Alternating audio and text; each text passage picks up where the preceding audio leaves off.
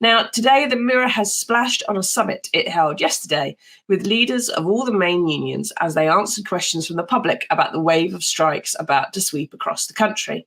During the chat, the Royal College of Nursing boss, Pat Cullen, said, and I quote, "I want the public to realise this is for them. Stick with us. We are desperately trying to change the health service for you. Please don't turn against us." Now, Ben, it seems to be the government's strategy to sort of dig in and wait for the strikes to hit in the belief that public support for it is just going to drain away. And from what Pat says there, does it sound to you like she's worried about the same? Or do you think the unions are pretty confident that the public are going to back them all the way? I think the nursing union is pretty confident that they're going to be backed by the public because people use the NHS every day. There's still an awful lot of goodwill towards nurses and the wider NHS, thanks to the coronavirus pandemic. You know, we all remember 2.5 years ago being on our doorsteps on Thursday night, clapping for carers. So that goodwill, I still think exists. The RCN do seem to be gambling that that'll hold when people are getting appointments cancelled, can't take their kids through a hospital appointment that's been long in the diary. We should say that accident and emergency and life or limb incidents, they'll still be cared for. They'll still be, you should be able to go to the hospital for that. But most of the routine appointments might not be going ahead as planned. So for people watching this, need to say you need to check with the hospital if your appointment is still going ahead on one of the planned strike days. But yeah, the government seems to be thinking that people might turn against the NHS the longer this goes on. Pat Cullen, the General Secretary of the Royal College of Nursing, she seems to be thinking that people have that sympathy, that empathy with the NHS, and that perhaps in a way that other public sector workers aren't as viewed as well as nurses, that people will stick by the nurses who toil in our hospitals every day. Yeah. Now, May says, we're in solidarity. It's 100% support. They're doing it for you, your health and for your children. Do you agree with May? Do you agree with RCN boss, Pat Cullen, that this is probably going to work out just fine and that you're not going to lose support for the nurses? Have you had an appointment cancelled or delayed because of the upcoming strike? Of course, it starts tomorrow and there's another one next week. Phil Brown says, in 23 out of 43 years of being a nurse, I have had no pay rise. Beggars belief, frankly, Phil, especially when the government comes out with all its very misleading statistics saying that you're doing absolutely fine and you're a millionaire and there should be nothing to worry about. Leslie says she totally supports the NHS nurses 100%. We don't want this to be a propaganda show. So if there's anybody who feels that they don't support them or they've got a particular reason that they really think the strike action has gone too far, then let us know. Don't feel that you can't tell anyone or because other people do support it, you're going to get shouted down. Let's just, hear all sides of the argument. So let us know and get into the comments. Now, Ben, it reports here that the NHS are going to have like a bank holiday level of service. Not by any means, as you say, denying the emergencies to anybody or surgery for cancer patients, for example, but 6,000 routine operations have been cancelled. And bear in mind, routine can be something like, a planned knee replacement, which means that someone who hasn't got that is still not able to walk very easily, or if at all, and is going to have to wait longer to be able to get into all that. And about 64,000 outpatient appointments have had to be rescheduled, which adds to the backlog. And of course, then delays in diagnosis, treatment sometimes. And there's a 7 million waiting list already for appointments. Mike says anyone looking at the delays in treatment and long wait time should be looking at how long the delays and waits have been without the NHS staff striking to keep the service running for patients. Back the action. But Ben, when the backlog grows, as it would do anyway over winter, and which otherwise the government would get the blame for, they're just going to turn around and say, well, this is the strike. They're going to blame it all on the nurses, aren't they? When you look at the backlogs already existed before the coronavirus pandemic, and obviously got a lot worse because the NHS basically turned into a coronavirus service, and a lot of things that would have happened otherwise routine operations didn't go ahead because of the fear of spreading COVID-19. So the backlog, like you say, has grown to 7.2 million. And it will only get worse. Now, it might not get much worse because of a 2-day strike, or 2 separate 24-hour strikes, rather. It won't help. One of the really important things that Pat Cullen, the Royal College of Nurses, Royal College of Nursing, rather, are trying to highlight is not just the pay issue during the cost of living crisis. And we had, relatively good news this morning. I mean, it is all relative, but inflation has actually gone down a bit from 11.1% to 10.7%. Well, yeah, exactly. That still means that something that cost £10 last year now costs £11. So, it's still a big deal, but it's got slightly better. One of the things that the RCN wants to highlight is the huge number of unfilled vacancies in the NHS. It's something like 132,000 now. That's an awful lot of people that aren't working in the NHS. Now, if those vacancies were filled, you'd start eating into that backlog quite quickly. But one of the things that the government would say is, they're trying to fill those vacancies. But of course, if they have to give out pay rises of 17%, which is round about what the RCN is asking for at the moment, then of course they'll be able to afford fewer doctors and nurses. And the government does point to, and let's not say I agree with this, but it is worth including the government's defence. If they did start giving big pay rises to nurses, then they'd have to give it across the public sector, because why are you protecting the real incomes of one element of the public sector rather than others? And then taxpayers end up with a huge bill. That's the government's position. Yeah, but the government fails to point out that about 80% of every public sector pay rise, according to studies, comes straight back to the government again, because you get it in higher tax receipts, you get it in VAT, you get it in spending, you get it in so many other national insurance and everything else. So you do. It doesn't all go straight into a nurse's pocket. It doesn't go into a pocket, and then you never see it again. A nurse goes out and spends it, or she buys a house, or manages to upgrade the car, or buy a cooker, or whatever it might be. So get into the comments, everybody. What do you think about the government's line about whether it can afford to pay all this? Is it affordable? There is a magic money tree when they want to do quantitative easing. Why isn't there a magic money tree when they want to save people's lives? But Ben, yesterday it was revealed that the government's big plan for dealing with some of these problems, which was drafting in the military or someone else to pick up the slack, just isn't going to work. So the soldiers aren't allowed to drive ambulances with the blue lights on and go through red lights. The police say they could, but they don't have the staff spare to do it. And the armed forces generally are just going to be limited to doing routine transport duties and back office stuff.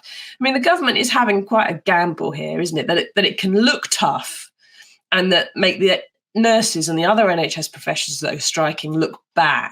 So how, from the perspective of a political reporter, how is the government going to spin this when the army isn't going to help, the police aren't going to help, and it's going to get really bad?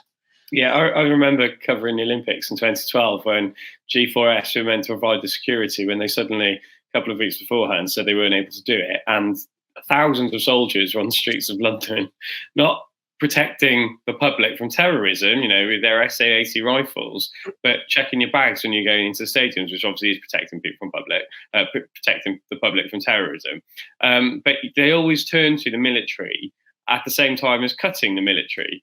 So that's one thing that very, annoys me quite a lot. But this is under the MACA protocols, which is military aid to the civil authorities. So basically, when something goes wrong, or when people go on strike, whether it was the firefighters going on strike a few years back, one government department can make a MACA application to the Ministry of Defence, and if granted, and they usually are, a load of soldiers can be drafted in to help fill the gaps left, whether it's people going on strike, whether it's G4S not providing security guards to check people's bags on the way into the Olympic Stadium, that sort of thing.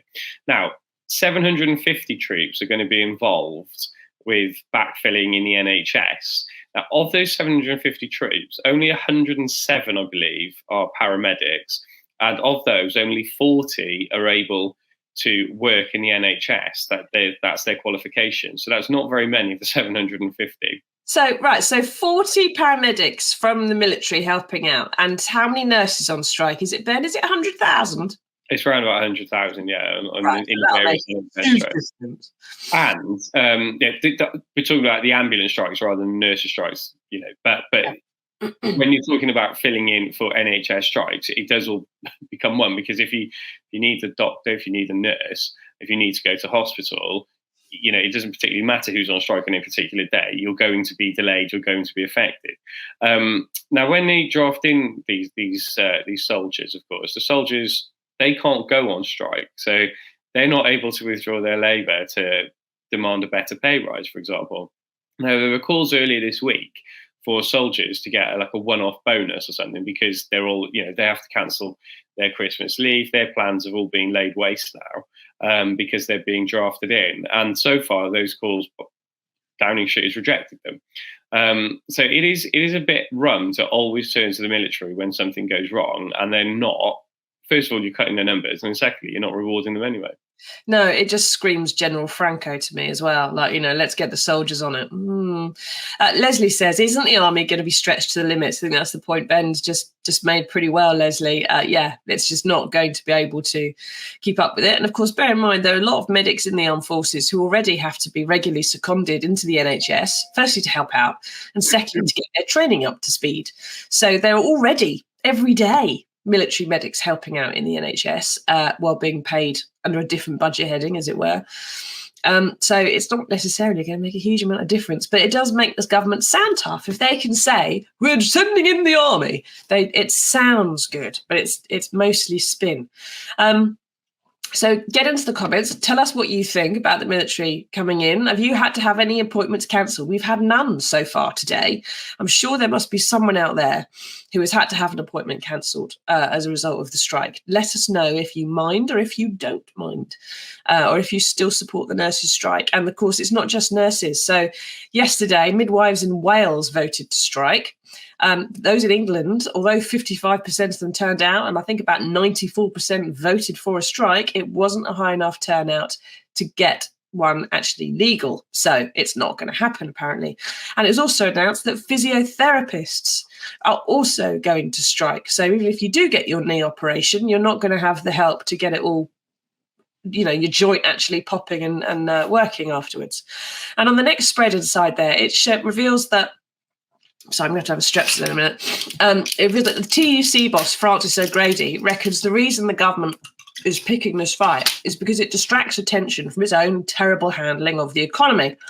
Has she got a point, Ben? And is this going to work for them? Because if nurses and so on look greedy, the government can, by comparison, look like it's being frugal. And that's more in line, perhaps, with what the rest of us are doing at the moment. Have they, is it going to play out that way? I'm not sure it's going to play out that way at all. And also, Francis is obviously correct in one respect, because if you're talking tough on not giving pay rises, or real terms pay rises, to certain elements of the public sector, because inflation is so high, as we've just been discussing, well, obviously, the handling of the economy is one of the reasons that inflation is where it is. There are other factors, the bounce back from coronavirus pandemic, the Russian invasion of the Ukraine. Those are other factors, probably bigger factors. But the unions can point to the government's handling of the economy over the past 12 years, low growth, low productivity, and can say, well, if we had been growing as fast as some of our competitors, or as strongly as some of our competitors, then maybe we'd have more GDP. There'd be more the slice of the pie that Liz Truss, if you remember her, she wanted to talk about. And if there was a bigger pie, then maybe you could have bigger slices for public sector workers. So there's that element. The government, of course, says that one of the reasons the unions and then, this isn't a general strike, but there's a lot of strikes going on, right? And they are to a certain extent coordinated, but it's not a general strike. I don't think we've had a general strike since 1926, I believe. Yeah.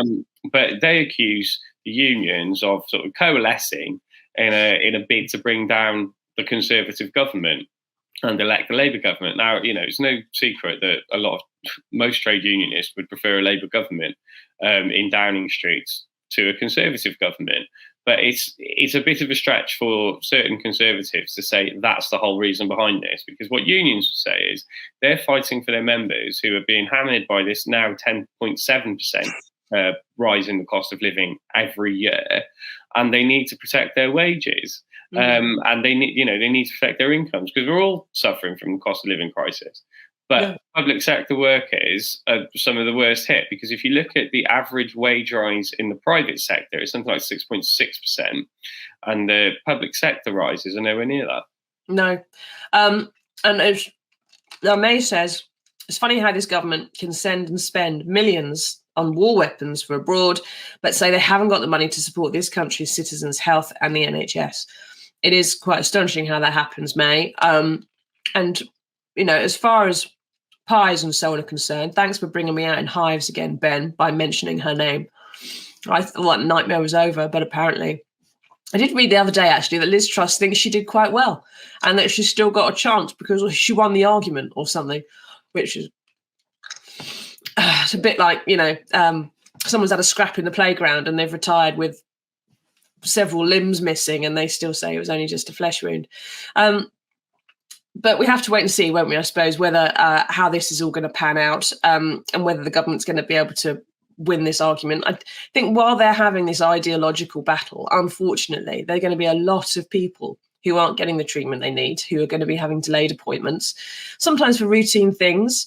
You can have a routine, unimportant issue in your bowel, for example, that just requires a quick endoscopy and a scoop out, right? But if it doesn't get treated, then it can get to be something more serious. And I suppose, of course, from the strikers' point of view, if they didn't do this, that's what would happen anyway, because the NHS is having so many problems.